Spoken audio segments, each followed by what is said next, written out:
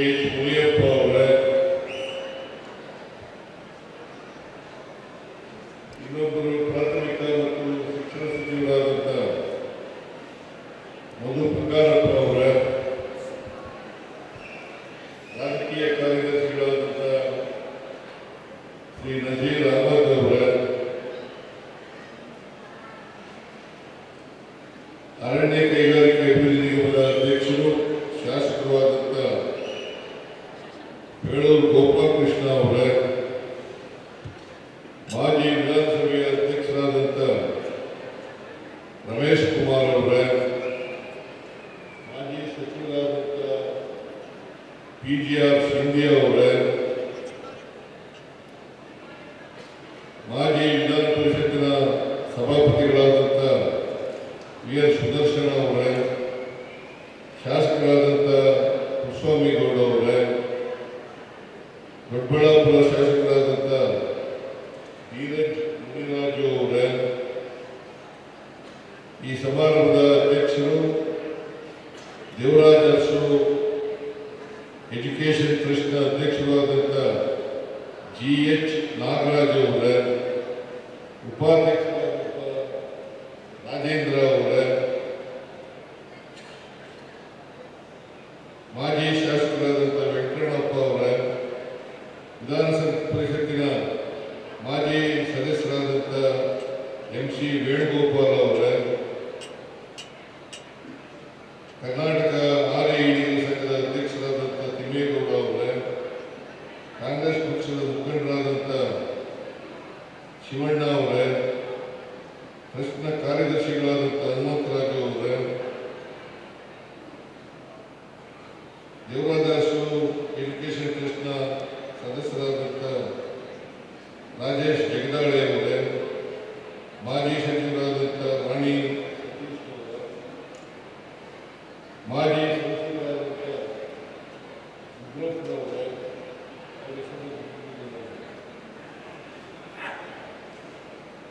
ಮಾಜಿ ಚಿತ್ರಕಲಾ ಪರಿಷತ್ನ ಅಧ್ಯಕ್ಷರಾದಂಥ ಪ್ರಭಾಕರ್ ಅವರೇ,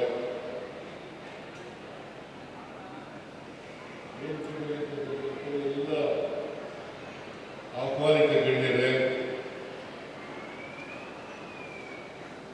ಇಲ್ಲಿ ನೆರೆದಿರ್ತಕ್ಕಂಥ ಆತ್ಮೀಯ ಅಣ್ಣ ತಮ್ಮಂದಿರ, ಅಕ್ಕ ತಂಗಿಯರೇ, ದಿವಂಗತ ಜಾಲಪ್ಪನವರ ಅಭಿಮಾನಿಗಳೇ, ಮಾಧ್ಯಮದ ಸ್ನೇಹಿತರೆ, ಸಮಯ ಬಹಳಷ್ಟು ಆಗಿದೆ. ಆದ್ದರಿಂದ ನಾನು ಜಾಸ್ತಿ ಮಾತಾಡಬೇಕು ಅಂತಿದ್ದೆ, ಇವತ್ತು ಜಾಸ್ತಿ ಮಾತಾಡಬಹುದು. ಕಾರಣ ಯಾಕಪ್ಪ ಅಂತಂದ್ರೆ ನೀವೆಲ್ಲರೂ ಕೂಡ ಹಸುವು ಇದ್ದೀರಿ.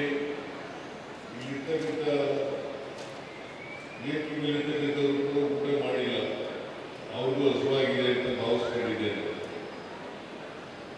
ಮತ್ತೆ ಸ್ವಲ್ಪ ಜನ ಖಾಲಿ ಮಾಡಿಬಿಟ್ಟಿದ್ದಾರೆ. ಪ್ರಾರಂಭದಲ್ಲಿ ಇದ್ದಷ್ಟು ಜನ ಈಗಿಲ್ಲ. ಆದ್ದರಿಂದ ರಮೇಶ್ ಕುಮಾರ್ ಹೇಳ್ತಾರೆ ಕಡಿಮೆ ಮಾತಾಡೋದಂತ, ಊಟ ಮಾಡಬೇಕು, ಸಮಯ ಆಗಿದೆ, ಕಡಿಮೆ ಮಾತಾಡುವಂತ ಹೇಳಿ. ಅದಕ್ಕೋಸ್ಕರ ನಾನು ಹೆಚ್ಚು ಮಾತಾಡಲಿಕ್ಕೆ ಹೋಗಲ್ಲ.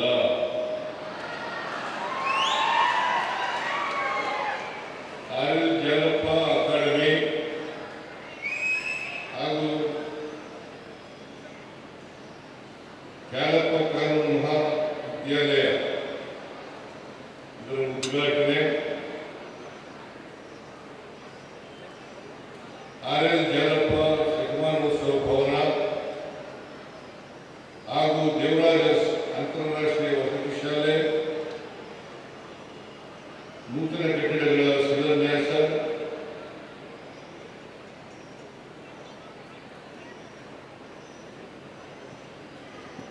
ಈ ಕಾರ್ಯಕ್ರಮಗಳಲ್ಲಿ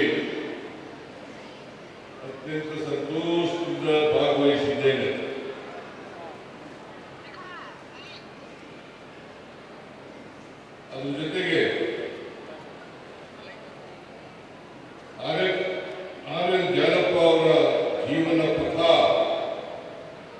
ಹೃದಯವಂತ ಅಂತಕ್ಕಂಥ ಪುಸ್ತಕದ ಲೋಕಾರ್ಪಣೆಗಳನ್ನು ಮಾಡಿದ್ದೇವೆ. ಜಾಲಪ್ಪನವರು ಬದುಕಿರುವಾಗಲೇ ಇಂಥ ಜೀವನ ಪಥ ಪುಸ್ತಕ ಬಿಡುಗಡೆ ಆಗಬೇಕಾಗಿದೆ. ಆದರೆ ಅವರು ಸತ್ತ ಮೇಲೆ ಈ ಪುಸ್ತಕ ಬಿಡುಗಡೆ ಆಗಿದೆ. ಈ ಪುಸ್ತಕವನ್ನ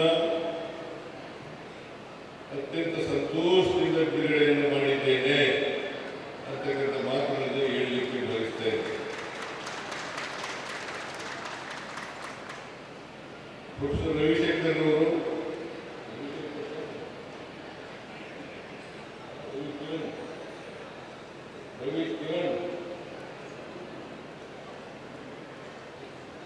ಬಹಳ ಅಚ್ಚುಕಟ್ಟಾಗಿ ಸಂಪಾದನೆಯನ್ನು ಮಾಡಿದ್ದಾರೆ. ನಾನು ಕೂಡ ಈ ಪುಸ್ತಕಕ್ಕೆ ಮುನ್ನುಡಿಯನ್ನು ಬರೆದಿದ್ದೇನೆ. ಜಾಲಪ್ಪನವರ ಒಡನಾಟ ಪ್ರಾರಂಭವಾದದ್ದು 1983. ನಾನು 83ರಲ್ಲಿ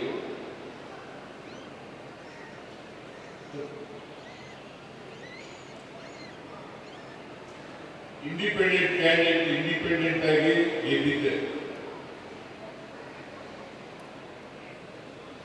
ಜಾಲಪ್ಪನವರು ರಾಮಕೃಷ್ಣ ಹೆಗ್ಡೆಯವರು ಮಂತ್ರಿಯಾಗಿದ್ದರು, ಸರ್ಕಾರ ಸಚಿವರಾಗಿದ್ದರು. ನಮ್ಮಲ್ಲಿ ಮೈಸೂರು ತಾಲೂಕು ಅಲ್ಲಿ APMC ಬದಲಾವಣೆ ಮಾಡಬೇಕಾಗಿತ್ತು.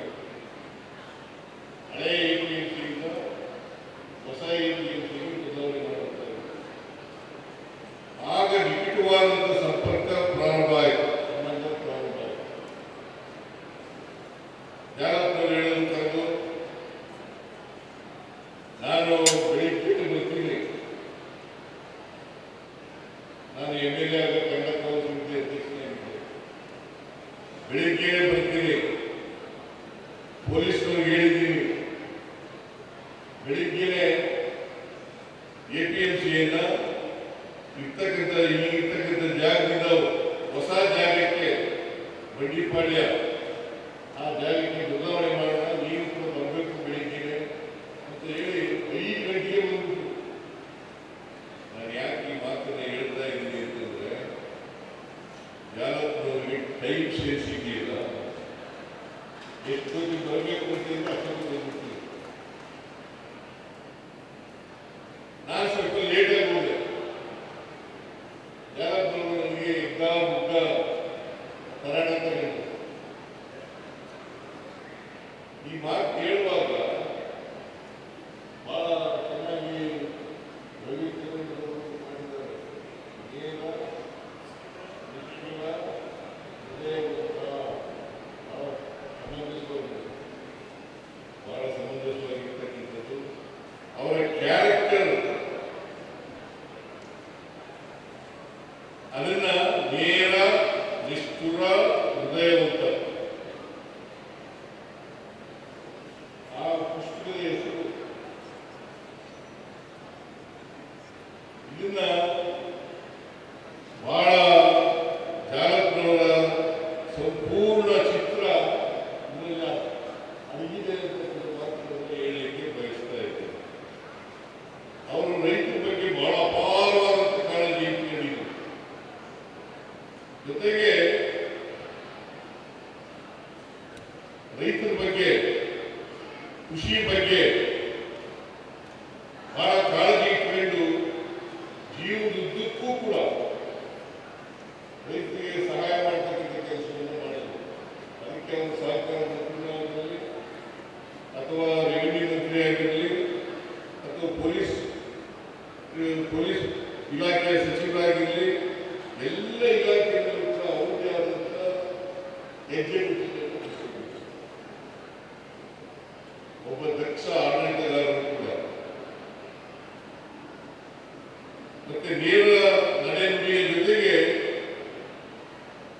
ಅವರು ಯಾರಿಗೂ ಮುಲಾಜಿ ಗೊತ್ತಿರಲಿಲ್ಲ.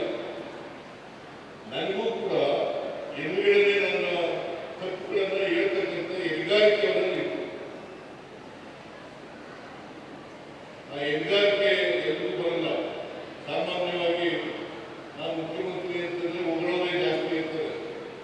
ಆದರೆ ಜಾಲಪ್ಪನವರು ತಪ್ಪು ಮಾಡಿದಾಗ ತಪ್ಪು ಮಾಡಿದ್ದೀಯಾ ಅಂತ ಹೇಳ್ತಕ್ಕಂಥ ಹೆಗ್ಗಾರಿಕೆ ಇದ್ದದ್ದು ಬಹುಶಃ ಅಂತ ರಾಜಕಾರಣಿಗಳು ವಿರಳ ಅಂತಕ್ಕಂಥ ಮಾತುಗಳನ್ನು ಹೇಳಲಿಕ್ಕೆ ಬಯಸ್ತಾ ಇದ್ದಾರೆ. ಜಾಲಪ್ಪನವರ ಮಂತ್ರಿಮಂಡಲದಲ್ಲಿ ನಾನು ಮಂತ್ರಿಯಾಗಿದ್ದೆ. ಅವರು ಸಹಕಾರ ಸಚಿವರಾಗಿದ್ದಾಗ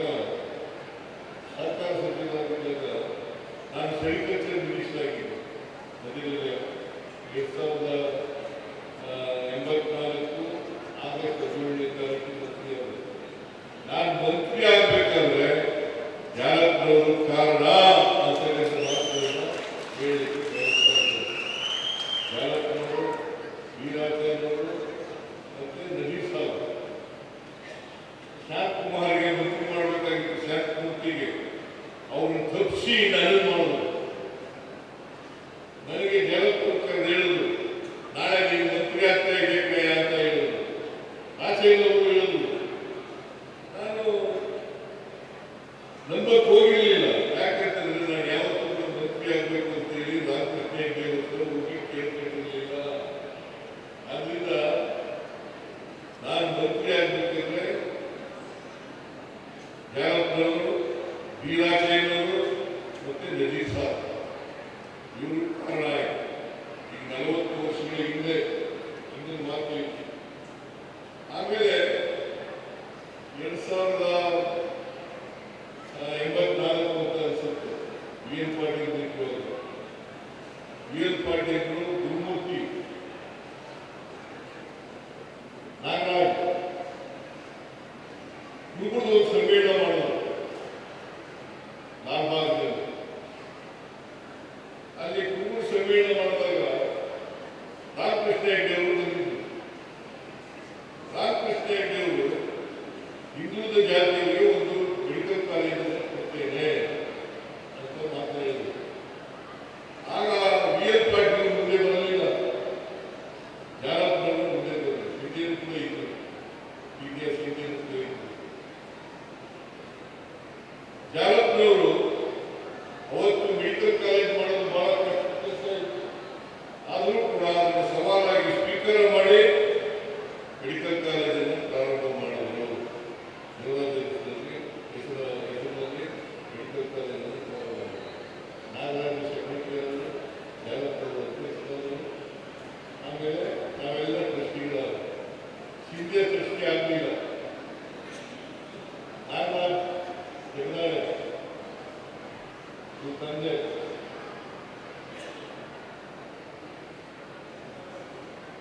ಈ ತಂದೆಯವರನ್ನ ಜಗನಾಡಿಯವರು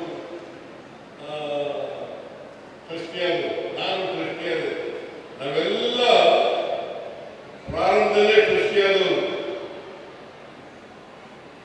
ಆಮೇಲೆ ಜಾಲಪ್ಪನ ಹೇಳಿದ್ರು ನನಗೆ ಒಂದ್ಸರಿ, ನೀವು ಯಾವುದೇ ಟ್ರಸ್ಟ್ ಮೀಟಿಂಗ್ ಬರದೇ ಇಲ್ಲ, ನೀವು ಬೇಡ ಬೇಡ ನೀನು ಅಂತ ಓಕೆ ಅಂತ ಹೇಳ್ತಾರೆ. ನನ್ನ ಟ್ರಸ್ಟಿಶಿಪ್ನಿಂದ ತಳ್ಳಾಕ್ಬೋದು. ಆಮೇಲೆ ಈಗ ನಾಗರಾಜು ನನ್ನ ಮಗನ ಟ್ರಸ್ಟಿ ಮಾಡ್ಕೊಂಡಿದ್ದಾರೆ. ಅವರು ಮೀಟಿಂಗ್ ಗೊತ್ತಾಯಿಲ್ಲ ಅಂತ ಗೊತ್ತಾಯ್ತದ.